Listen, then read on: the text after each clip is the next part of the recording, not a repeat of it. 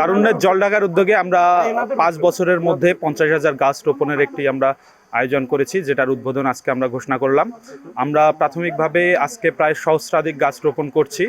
এর বাইরে আমরা বিভিন্ন সময় বর্ষা মৌসুমে ধাপে ধাপে বাকি গাছগুলো রোপণ করব। প্রাথমিকভাবে আমরা কিছু জায়গা সিলেক্ট করছি। মোটামুটি আমরা তিস্তার কারণে ক্ষতিগ্রস্ত যে অঞ্চলগুলো আমাদের আছে, বন্যা কবলিত অঞ্চল, সেই জায়গাগুলোতে যাতে মাটির আমাদের সমস্যা একটু কম হয়, এজন্য আমরা ওই জায়গাগুলোতে প্রাধান্য দিচ্ছি। এর বাইরে আমরা যতগুলো আবাদি জমি আছে, আবাদি জমির কৃষকদেরকে আমরা কিছু গাছ বিতরণ করব। এর বাইরে আমরা সরকারি কৃষি কর্মকর্তাদের সাথে কথা বলেছি, তারা আমাদের সাথে আলোচনা করে বিভিন্ন সরকার নিয়ন্ত্রিত জায়গার কথা বলেছে, সেগুলোতে আমরা চেষ্টা করব যথাযথ আইন মেনে সেই গাছগুলো আমরা রোপণ করার চেষ্টা করব।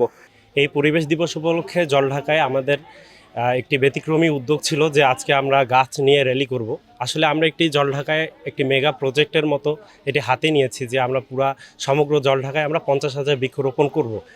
আর তো তারুণ্যের জলঢাকার প্ল্যাটফর্মে আমরা এই 50,000 বৃক্ষ রোপণের উদ্যোগ নিয়েছি।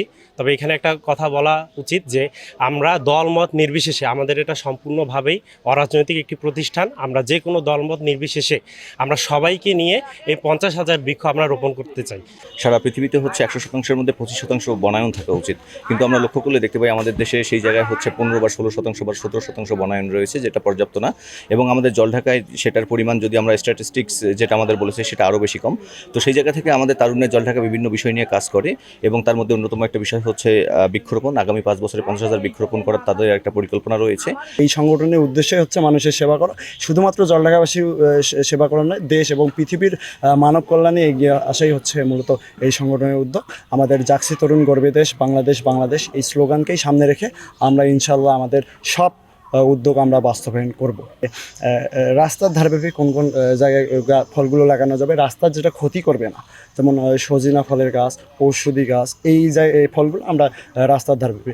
আর স্কুল শিক্ষা প্রতিষ্ঠানগুলোতে আমরা স্টুডেন্টের মাঝে ফলের গাছ, এটাই হলে কি তাদেরকে ফলের গাছ আমরা দিয়ে দিলে তারা আজকে থেকে 5 বছর 7 বছর পর ফল খেতে পারবে, এবং আমাদের সংগঠনের নামটা তাদের যদি মনে থাকে, এটাও আমাদের একটা সার্থক।